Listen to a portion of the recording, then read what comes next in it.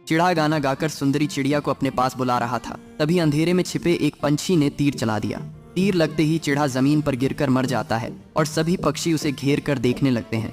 तभी अचानक कई पुलिस कौवे वहां आ धमकते हैं और सबको हटाकर मामले की जांच शुरू करते हैं। कुछ ही दूरी पर पास के दारू ठेके से मारपीट के 3 अपराधियों को पकड़ लिया जाता है और साथ ही चिड़े की बॉडी को भी कोर्ट में पेश किया जाता है। पहला अपराधी बेहद शरीफ था, जिसे बॉडी देखकर ही डर लग गया और उसकी और ज्यादा पिटाई कर दी जाती है। वह बेगुनाह था, इसलिए पिटने के बाद फिर से जेल भेज दिया जाता है। दूसरे अपराधी को पेश किया जाता है, जो दोनों को ही पीटते हुए खुद कोर्ट में पहुंचता है, लेकिन उसने भी कत्ल नहीं किया था। इसी बीच तीसरा कैदी अचानक कोर्ट में दाखिल